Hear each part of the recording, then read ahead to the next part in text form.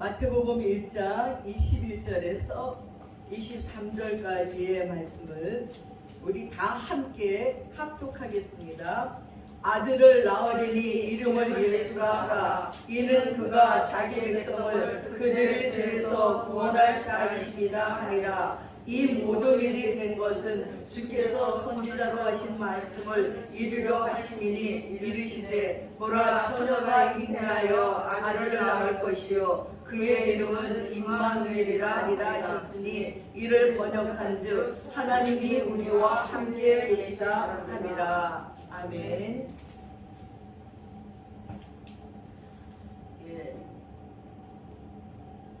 교회로 오면서 생각해봤습니다. 이렇게 성탄절 아침이 되면 저희들은 대부분 청년 때 파김치가 돼서 교회를 갔어요. 왜냐하면 24일 날 밤새도록 교회에서 선물 교환 또 캐롤송을 부르면서 집집마다 다니면서 캐롤송을 불렀잖아요. 그러면 집에서는 막 장로님 집, 권사님 집, 목사님 집에서 문을 열고 떡국도 끓여주시고 간식도 주고 그리고 또 막 길에 나와서 선물을 나눠주면서 메리 크리스마스 하면서 전도도 했던 기억이 났습니다. 그렇게 밤새도록 하고 다시 교회에 오면 이제 거의 이제 좀 있으면 예배를 드려야 되니까 교회에 이제 이렇게 의자에서 다들 그냥 대충 자고 예배를 드렸던 생각이 납니다. 근데 올해는 이 각국의 수십만 명이 자가 격리 속에 있음으로 말미암아서 모든 나라에서 크리스마스의 행사를 다 취소해버리고 말았어요. 프랑스에 가면 그 상제리제 거리에 너무 엄청난 트리를 해놓습니다. 그리고 그 양쪽에 길도 그냥 쫙 트리들이 돼서 얼마나 아름다운지 몰라요. 근데 올해는 그것도 안 하기로 했대요. 영국의 크리스마스 트리도 안 하고 중국도 안 하고 모든 나라가 안 하기로 했다는 것입니다. 그래서 기쁨이 좀 감소되기는 하지만 우리 주 예수님이 이 땅에 오신 목적은 우리들을 구원하기 위하심이니까 그 기쁨을 우리가 놓칠 수는 없습니다. 나 같은 죄인을 위해서 십자가에 죽으시고자 오신 예수 그리스도의 탄생을 우리는 마음껏 기뻐하고 또 기뻐해도 모자라리라 믿습니다. 영국의 언어학자가 이런 말을 했습니다. 하나님의 자녀에게 기쁨이란 깃발과 같다는 것입니다. 영국에 가면요, 그 엘리자베스 여왕이 사는 왕궁이 있잖아요. 거기를 지나오는데 가이드가 말하더라고요. 여러분 오늘 저 왕궁에 여왕이 계실까요? 안 계실까요? 맞춰보세요. 막 그래요. 뭐 없다 있다 막 그랬어요. 그랬더니 그 가이드가 하는 말이 오늘은 계십니다 그러는 거예요. 어떻게 알았어요? 그랬더니 여왕이 왕궁에 있으면 깃발이 꽂혀지는 거예요. 그래서 백성들이 깃발을 보고 아 오늘은 여왕이 왕궁에 계시구나 하는 것을 알 수가 있다는 것입니다. 마찬가지로 그리스도인의 얼굴에 기쁨이 있으면 그것이 바로 우리 마음에 우리 왕이신 예수님이 계시다는 것을 주위 사람들에게 알리는 이것이 천국의 깃발입니다. 우리에게 예수가 안 계시면 우리 얼굴이 기쁨으로 변하지 않아요. 여러분 예수를 정말 만난 사람은 예수가 우리 안에 있으면 기쁨이 충만할 수밖에 없고 모든 사람들이 보면서 이야 얼굴이 그냥 빛나시네요. 기쁨이 충만하네요. 얘기할 수 있습니다. 그러나 그 예수를 모시지 않으면요 우리 안에 기쁨들이 사라져요. 그래서 바울이 말한 것 같이 빌립보서 4장 4절에 주 안에서 기뻐하라 내가 다시 말하노니 기뻐하라고 얘기했습니다. 주님 안에 주님이 우리 안에 계시면요 구원의 기쁨이 있지요, 죄사함의 기쁨이 있지요, 기도 응답의 기쁨이 넘치게 되어 있습니다. 그러나 여러분 우리에게 최고의 기쁨은 바로 우리 예수님이 우리 안에 왕으로 와 계신 것이라는 거예요. 어떤 남자가 어느 날 시골 동네를 이렇게 다니다가 배가 고파서 시골에 있는 자그마한 식당에 들어갔어요. 그리고 국밥을 잘 먹고 돈을 내려고 보니까 지갑이 없는 거예요. 아주 난감한 거예요. 지갑을 안 가져온 거예요. 그래서 주인에게 가서 내가 지갑을 잃어버리고 안 가져왔습니다. 내가 1시간 후에 갖다 드릴 테니까 조금만 기다려 주십시오. 이 주인이 노발대발하면서 그딴 말 하지 말라고, 사기치지 말라고, 너 같은 놈이 한두 명인 줄 아냐고, 내가 신고하겠으니 신고하기 전에 돈을 내놓으라고 아우성을 치는 거예요. 아니 돈을 내고 싶어도 지급을 안 갖고 온 거예요. 그래서 이쪽에 난처해 있는데 거기 웨이터가 오더니, 주인님 그 돈을 내가 내겠습니다. 이분이 거짓말 시킬 분이 아닌 것 같이 보입니다. 1시간 후에 갖다 드린댔으니 만약에 안 갖고 오면 제가 갖겠습니다. 그러고 보내드린 거예요. 1시간이 지나서 이 사람이 왔어요. 밥값을 내고 주인에게 말했습니다. 이 가게가 얼마입니까? 그랬더니 이 주인이 아주 마음껏 불러갖고 3만 프랑입니다. 그런 거예요. 그랬더니 이 사람이 3만 프랑을 딱 내고 가게 문서를 받아가지고 웨이터에게 줬습니다. 이 가게는 당신 겁니다. 이제 처음으로 나를 믿어준 그 값이 바로 이 가게 주인의 역할을 당신이라고 줬는데, 이 사람이 바로 나폴레옹이래요. 아니 나폴레옹이 와서 밥 한 그릇 먹었으면 영광이지, 그분이 우리 시골 식당에 찾아와 준 거면 또 감사합니다 해야 되는데, 이 노인은 보는 눈이 주인은 없었던 것입니다. 이 웨이터는 그 사람을 봤을 적에 범상치 않다는 것을 느꼈고, 또 밥 한 그릇 사드릴 수도 있다고 생각을 했기 때문에 제 월급에서 제도 줬습니다. 안 가져오면 하고 그가 선행을 베풀었더니 그 나폴레옹이 그 가게를 사서 웨이터에게 줬다는 것입니다. 얼마나 기뻤을까요? 지나가는 손님 하나도 소홀히 여기지 아니하고 그렇게 귀중히 여기고 그 가치를 인정해 줬더니 그 가게를 그 나폴레옹에게 선물로 받을 수 있는 영광을 누렸다는 것입니다. 사랑하는 여러분, 이렇게 나폴레옹 황제가 평민의 모습으로 그곳에 왔지만 그걸 알아본 황제인지는 몰랐지요. 하지만 범상치 않다, 그리고 사람에게 베풀 수 있는 최고의 선심을 베풀었을 적에 그에게는 그런 축복이 왔다는 것입니다. 사랑하는 여러분, 이스라엘 베들레헴에서 예수님이 말구에서 태어났습니다. 왜 말구에서 태어났습니까? 그때 아우구스투스 황제가 칙령을 내려갖고 온 세계의 모든 백성들이 호적을 하라 그랬어요. 이 첫 번째 호적 등록은 구레노가 시리아에 총독으로 있을 때 실행이 됐어요. 근데 요셉은 다윗 가문의 자손이기 때문에 갈릴리의 나사렛이라는 동네에서 유대에 있는 베들레헴이라는 다윗의 동네로 가서 자기 고향에 가서 호적을 해야 됐어요. 저희들 어렸을 때도요, 호적 동분을 띄려면은요 자기가 태어난 곳으로 가서 띄어야 됐어요. 근데 요즘은요 그냥 집에서 인터넷으로도 할 수 있어요. 그래갖고 외국 나라에서 그것도 신기하다고 자기네는 이 호적 초문을 띄려면 고향으로 가고 힘들고 복잡한데, 대한민국은 그냥 자기네 집에서 한대. 여기 막 유튜브에 막 이런 나라가 어디 있냐고, 이런 나라에서 살고 싶다고 유튜브에도 막 올라와 있더라고요. 너무나 발전된 지금 좋은 세상에 살면서 우리는 옛날을 모르지만 이렇게 호적 등본을 띄려면 내가 충청도면 충청도 가야 되고 경상도면 경상도까지 가서 호적 등본을 띄고 와야 됐습니다. 이때에도 호적을 하라 그래가지고 요셉이 임신한 마리아를 데리고 지금 다윗의 동네인 베들레헴으로 갔습니다. 근데 다들 호적을 하러 왔기 때문에 벅적해갖고, 아니 호텔이고 뭐 여관방이고 뭐 어디고 잘 데가 없는 거예요. 근데 아기는 이제 막 나올 것 같으니까는 할 수 없이 여관방 문을 두드리면서 방 좀 하나 주세요. 그러니까 방이 없다고, 빈 방이 없다고 막 내쫓는 거예요. 그러다가 안 됐는지 그러면 저기 마구간에라도 가시겠냐고. 이게 너무 급하니까. 그래서 마구간에 그 말구유는 깨끗이, 말구유가 요만하게 꼭 집을 냈으니까 거기서 예수님을 낳았어요. 우리가 많이 들었던 얘기 중에 저는 어릴 때 그 얘기를 듣고 막 울었어요.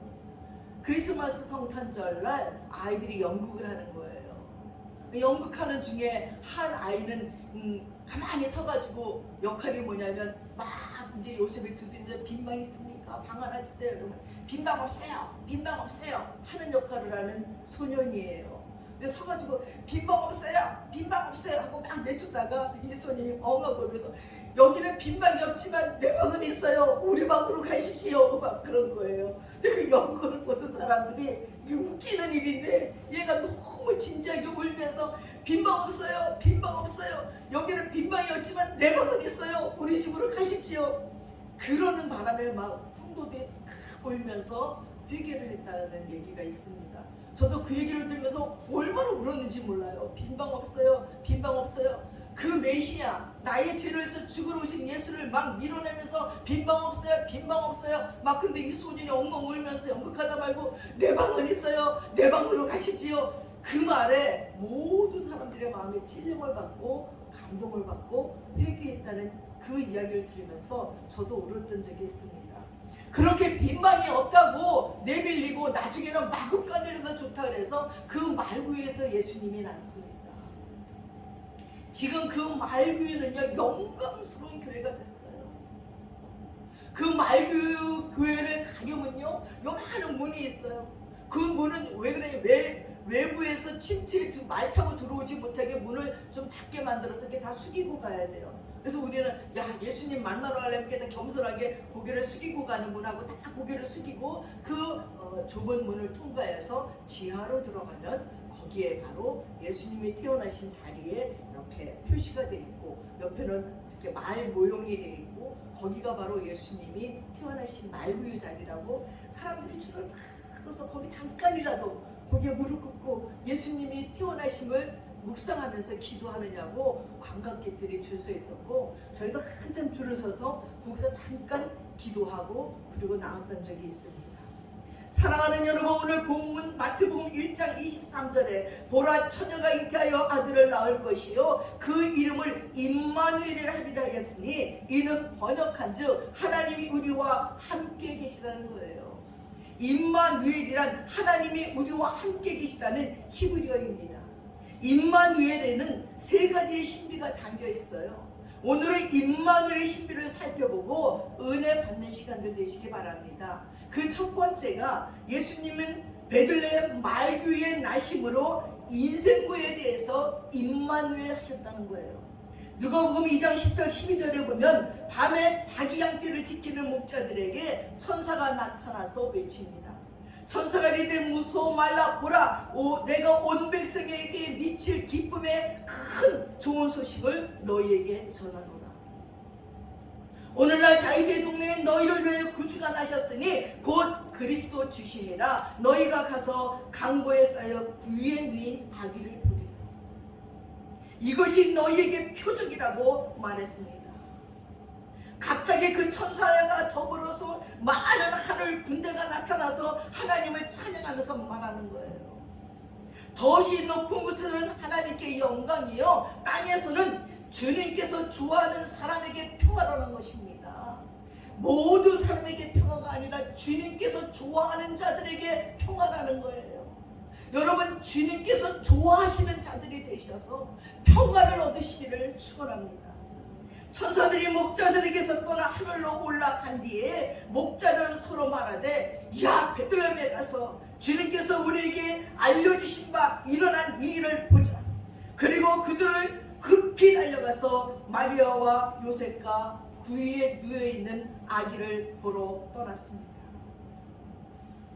천사가 인류의 구세주의 탄생 소식을 전하면서 그 표적으로 말구유에 누인 아기를 말씀했어요. 예수님은 근본이 전능하신 하나님이십니다. 그런데 그분이 이 땅에 오실 때 왜 냄새나는 말구유를 택했을까요? 무거운 짐을 운반하는 차에서 바퀴가 제일 중요하지만 그 바퀴는요 자동차 가장 낮은 곳에 붙어 있어요. 그리고 땅을 밟으면서 오만 가지 더러운 것을 다 밟으면서 지나다닙니다. 예수님께서는 우리 인생의 짐을 지시기 위하여서 친히 낮아지셨어요. 그 높고 높은 하늘 보좌에서 온 인류의 발밑으로 떨어지셨다는 것입니다. 저는 오늘 생각해 봤습니다. 베들레헴이라는 뜻이 떡집이라는 뜻이에요. 말구에서 태어났어요. 말구이란 먹잇감이에요. 예수님은 우리들의 떡으로 왔어요. 우리의 양식으로 오시고 먹이로 오신 것이라는 것을 상징적으로도 얘기해줘요. 그 많은 곳에 필요한 베들레헴 떡집에, 그리고 말구유 위에 예수님은 우리를 위해서 먹어주러 오셨다는 거예요. 우리에게 먹기로 오셨다는 것입니다. 사랑하는 여러분, 임마누엘은 모든 인생들의 인생고에 대한 임마누엘입니다. 예수 그리스도는 베들레헴 여관집 마구간 구유에 탄생했습니다. 누가복음 2장 7절에 마다들을 낳아 강보에 싸서 그 위에 누였으니 이는 사간에 있을 곳이 없음이라고 말했습니다. 예수님은 지구라는 여관방에 잠시 머물러 있는 나그네 인생들을 찾아오셨습니다. 일생을 죄에 매여서 죽음의 종로로 타고 살기 위해 인생고에 허덕이는 고달픈 인생들을 찾아오신 것입니다. 어디서 와서 무엇을 하다가 어디로 가야 할지 모르는 나그네 인생을 하나님 아버지 집으로 데려가기 위해서 임마누엘 하신 거예요. 그래서 요한복음 14장 1절 3절에 너희는 마음에 근심하지 말라. 하나님을 믿으니 또 나를 믿으라. 네 아버지 집에는 거할 곳이 많도다. 그렇지 않으면 너희에게 일렀으리라. 내가 너희를 위하여 처소를 예비하러 가노라. 가서 너희를 위하여 처소를 예비하면 내가 다시 와서 너희를 내게로 영접하여 나 있는 곳에 너희도 있게 하리라. 얼마나 든든한 얘기입니까? 이 땅에서도 집이 없으면요 갈 곳 없는 인생이에요. 고아이면 어디에 머물 줄을 몰라요. 그런데 우리 주님께서 나 있는 곳에 너도 있을 것이래요. 우리의 처소를 예비하러 가셨대요. 다 준비되면 오신대요. 이런 기쁨이 어디 있습니까? 이런 든든함이 어디 있습니까? 나이 들고 늙어 병들어 갈 데가 없는데 누군가가 집을 다 지어놓고 와서 살라고 여기서 나와 함께 살자고 하는 자가 있으면 얼마나 든든하겠습니까? 전에 저에게 제자들이 그러더라고요. 선생님 이 다음에 늙으시면 누구랑 살 거예요? 뭐 혼자 살지? 선생님 그럼 제가요 이 다음에요 큰 집을 져놓고 기다리면 선생님 저와 함께 살아주실래요? 아 그러면 좋지. 넌 장가 안 가니? 이랬더니 저는 안 가고 선생님 모시고 살 거예요. 장가 가가지고 연락도 없어요 지금도. 근데 그 말을 들을 때는 기쁘더라고요. 야 그럼 나의 노년에 갈 곳이 있구나. 또 어떤 청년은 자기 열심히 돈을 벌어야 되는데 왜? 누나 이 다음에 누나가 지금은 젊어서 뭐 사람들이 오고 막 그러지만 이 다음에 늙으면 누가 누나 곁에 오겠어. 그때 내가 누나 모시고 살아야 되니까 나는 부인도 누나를 좋아하는 부인을 얻어야 돼.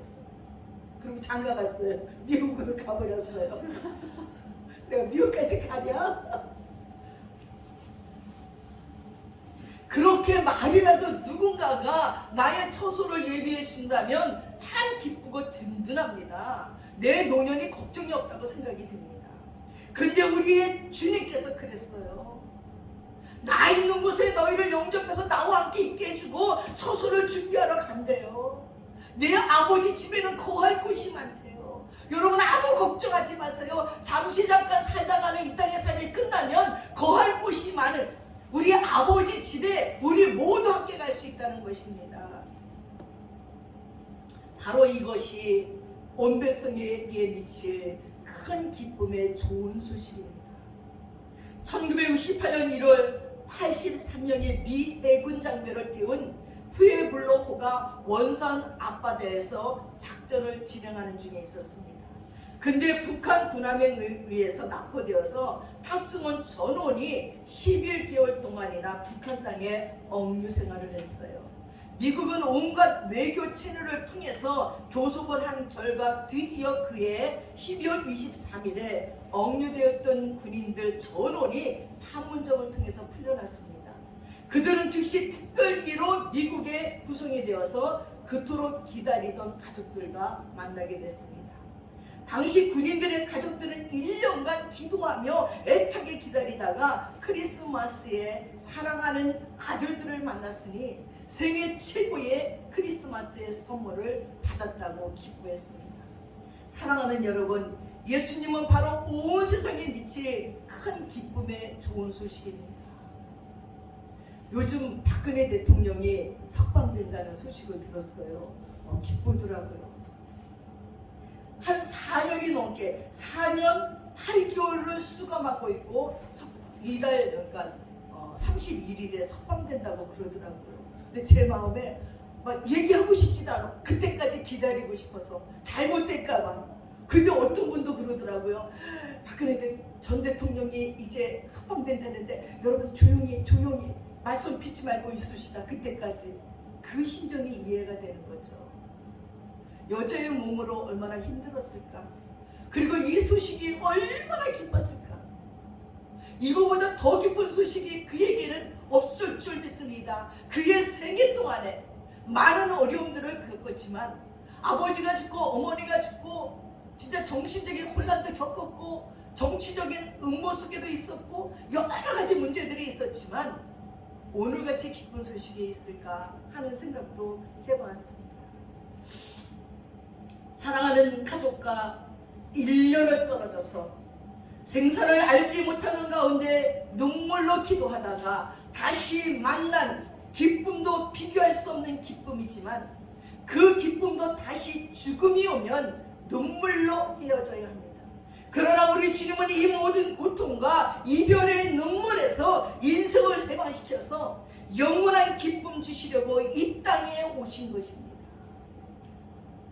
그리고 예수님은 이 땅에 사는 동안에 힘겹게 인생구에 시달리는 자와 함께 하시려고 말교에 태어났어요. 일생을 목수의 아들로 30세까지 목수일을 하면서 어머니와 형제들을 돌봐야 됐습니다. 맏아들이시잖아요. 이 인간의 괴로움과 고통을 대하실 때마다 주님의 눈에는 눈물이 고였습니다. 함께 아파했습니다. 문둥병든 자가 주님께 와서 고쳐달라고 하자 불쌍히 여겼다 그랬습니다. 며칠 동안 광야에서 예수님의 설교를 들었던 자들이 불쌍해서 그들에게 먹을 것을 주라고 말했습니다. 사랑하는 여러분, 우리 주님은 우리를 사랑해서 애간장이 끊어지셨습니다. 이 사랑의 주님, 생명의 주님, 참된 위로의 주님의 손을 잡고 오늘도 일어나서 천국을 향해서 동행할 수 있기를 주님의 이름으로 축원합니다. 두 번째는 예수님은 십자가의 죽으심으로 죄인들에게 임마누엘 했습니다. 마태복음 1장 21절에 보니까 아들을 낳으리니 이름을 예수라 하라. 이는 그가 자기 백성을 저희 죄에서 구원할 자이심이라고 말했습니다. 로마서 5장 8절에는 우리가 아직 죄인 되었을 때에 그리스도께서 우리를 위하여 죽으심으로 하나님께서 우리에게 대한 자기의 사랑을 확증했다고 얘기했습니다. 우리를 죄에서 구원하려 오신 것, 이것이 임마누엘의 두 번째 이유입니다. 첫 번 성탄절에 말귀에서 나신 예수님의 생애는 십자가에서 완성이 되고 있습니다. 주님은 십자가에 죽으시기 위해 왔어요. 십자가로 향하시던 주님은 요한복음 13장 37절에 이를 위해서 내가 났대요. 이를 위해서 세상에 왔대요. 인자가 온 것은 많은 사람의 대속물로 주기 위해서 오셨다는 것입니다. 요한복음 10장 15절에 예수님께서는 아버지께서는 나를 아시고 내가 아버지를 아는 것 같이 나는 양을 위해서 목숨을 버린다고 얘기했습니다. 마태복음 16장 21절에 가이사랴 빌립보에서 제자들에게 이때로부터 예수 그리스도께서 자기가 예루살렘에 올라가 장로들과 대제사장들과 서기관들에게 많은 고난을 받고 죽임을 당하고 제3일에 살아나야 될 것을 제자들에게 비로소 말씀했습니다. 그렇습니다. 이 대속의 죽음을 위해서 십자가의 죽으심으로 우리들의 모든 죄를 사하기 위해서 임마누엘 했습니다. 주님의 성탄은 십자가를 떠나서는 생각할 수가 없습니다. 말귀에 놓인 아기 예수는 하나님의 사랑이 죄인들을 향해서 찾아오신 구체적인 행동입니다. 말구이에서 십자가까지가 바로 하나님께서 우리를 향한 사랑의 표현인 것입니다. 사랑하는 여러분, 하나님의 크신 사랑이 바로 갈보리의 십자가에서 나타났습니다. 누가 우리 죄를 위해서 죽어줄 수 있습니까? 이쁜 짓을 아무리 해도 죽어줄 수 없어요. 그러나 때때로 시험 들게 하고 미운 짓 하고 속상하게 하는 자들, 죄만 짓는 우리를 위해서 죽어줄 자가 어디에 있습니까? 우리의 모든 죄와 죽음과 질병과 저주를 모두 예수님께서 짊어지고 가셨다는 것입니다. 그래서 이사야 53장 5절 6절에 그가 찔리면 우리의 허물을 인하며 그가 상하면 우리의 죄악을 인함이라. 그가 징계받음으로 우리가 평화를 누리고 그가 채찍에 맞음으로 우리가 나음을 입었다고 얘기했습니다. 우리는 다 양같아서 각기 제 길로 갔거늘 여호와께서는 우리 무리의 죄악을 그에게 담당시켰대요. 고린도전서 1장 18절에 십자가의 도가 멸망하는 자들에게는 미련한 것이지만 구원을 얻은 우리에게는요 정말 하나님의 주시는 능력이라는 거예요. 십자가가 능력이에요. 우리는 돈이 능력이 아니에요. 지식이 능력이 아니에요. 명예가 능력이 아니에요. 십자가의 도가 우리의 능력이라는 것을 기억하시기 바랍니다. 여러분, 하나님의 사랑이 갈보리 십자가에서 나타났습니다. 죄인된 나를 구하시려고 십자가를 지셨습니다. 예수님이 나와 함께 임마누엘 한 것입니다. 지금도 내가 죄인이라고, 내가 죄인 중에 괴수라고 가슴치는 상한 심령에게 내 죄를 씻을 길을 열어주십니다. 갈보리 십자가밖에 없습니다. 가슴 아파하는 우리에게 주님은 찾아오셔서 임마누엘의 은총을 베풀어 주실 것을 믿습니다. 하나님의 최고의 은혜, 죄의 빚을 탕감해 주는 은혜, 1만 달한테 빚진 자가 바로 나였다는 것을 십자가를 바라보고 깨닫고 그 빚을 온전히 탕감해 주시는 하나님의 사랑에 감격하며 눈물 흘리며 일생을 십자가의 사랑을 전하는데 목마친 사도 바울처럼 그 은혜 속에 사시는 여러분들 되시기를 바랍니다. 사랑하는 여러분, 플로리다주 올랜도 대학에 한국의 목사님 한 분이 유학을 갔어요. 근데 아내가 임신을 한 거예요. 근데 임신한 지 7개월뿐이 안 됐는데 이 아기가 사산되게 생긴 거예요. 그래서 병원에서 아주 아무것도 안 하고 치료를 받아야지만 되는 상황에 이르는 거예요.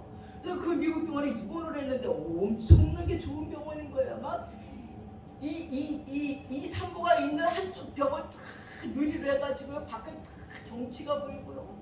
그리고 또 한국인이라고요. 때때로 김치찌개, 된장찌개를 해주고요. 아주 진짜 서비스는 이것이다 하고 보여주는 막판 서비스를 보여주면서 얼마나 잘해주는지 이 목사님과 사모님은 멋뚱거리고 너무 좋다, 행복하다. 그래서 이제 드디어 개월에 차서 아기를 낳았어요. 근데 병원에서 고지서가 나왔는데 엄청난 돈이 20만 불의 돈이 나왔어요. 20만 불에.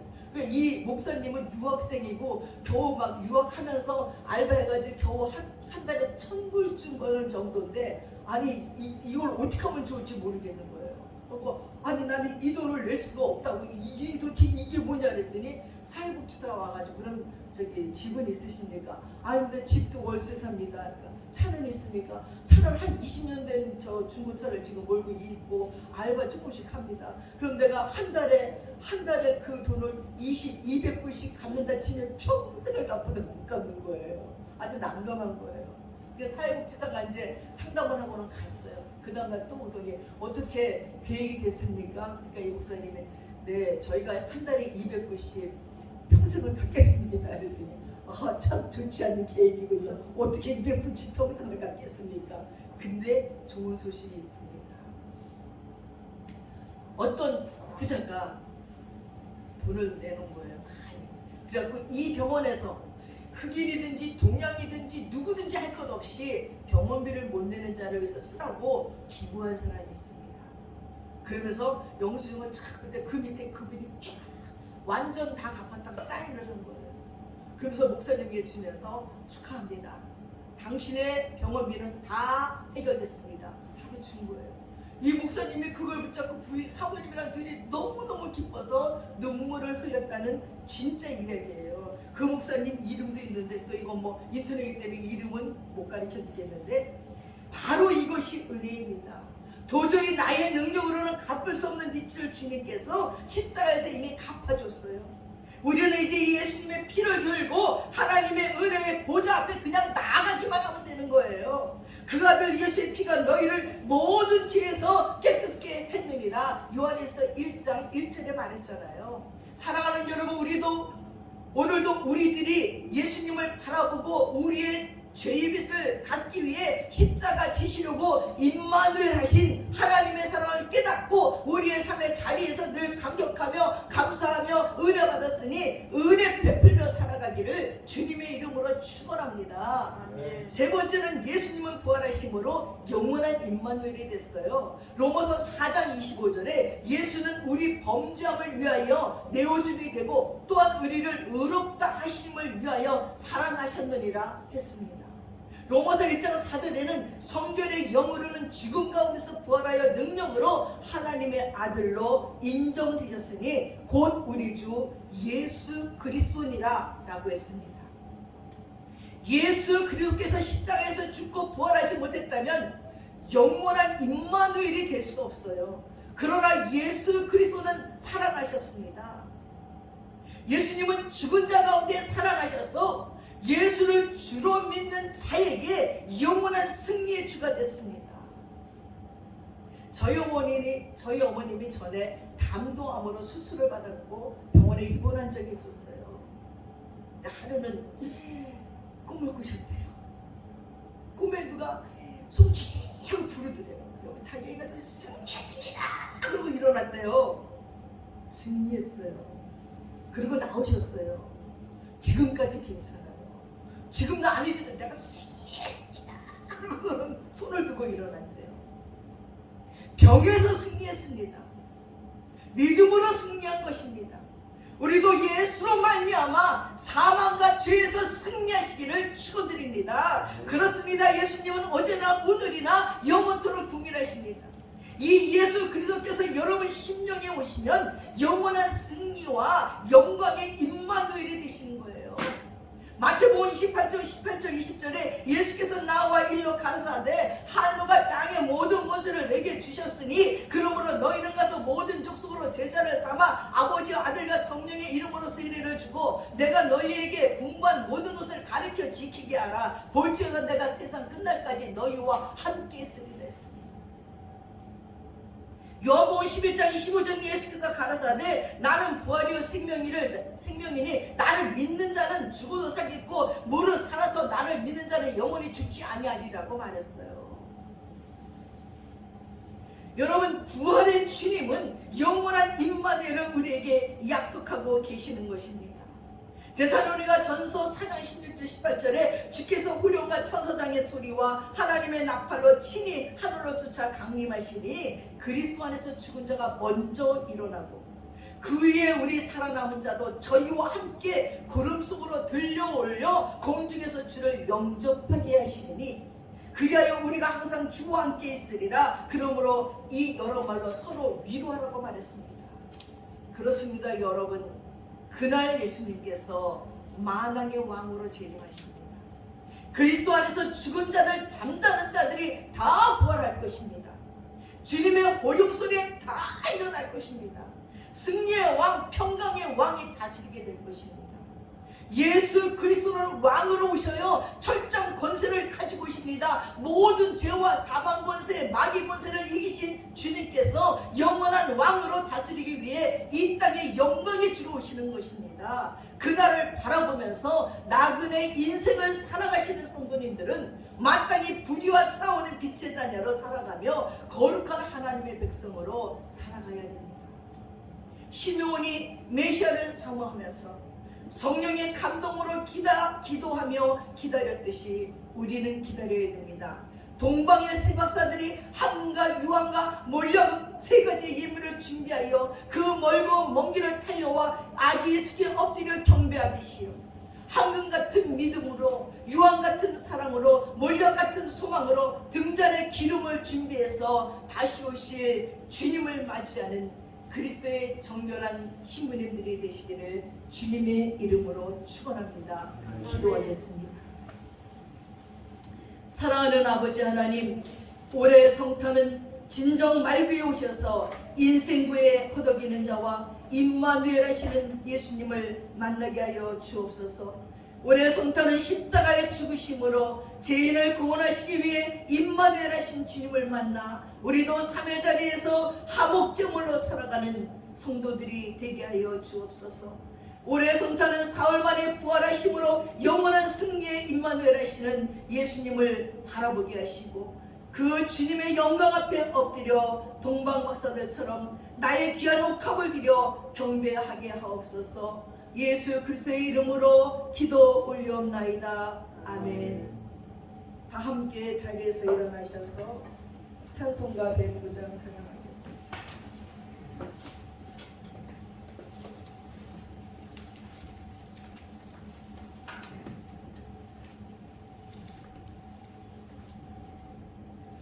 고요한 밤, 거룩한 밤, 어둠에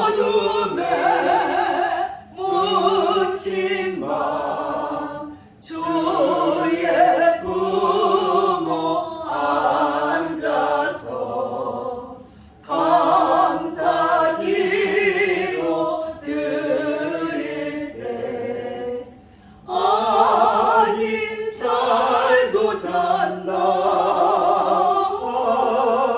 아기 잘도 잔다. 고요한 밤, 거룩한 밤, 영광이 둘린 밤, 전군 천사 나타나 기뻐 노래 불렀네. 구주 나셨도다, 구주 나셨도다. 고요한 밤, 거룩한 밤, 동방의 박사들 별을 보고 찾아와 굴로 경배 드렸네. 구주 나셨도다, 구주 나셨도다. 고요한 밤, 거룩한 밤, 주 예수 나신 밤, 그의 얼굴 광채가 세상 빛이 되었네. 구주 나셨도다, 구주 나셨도다.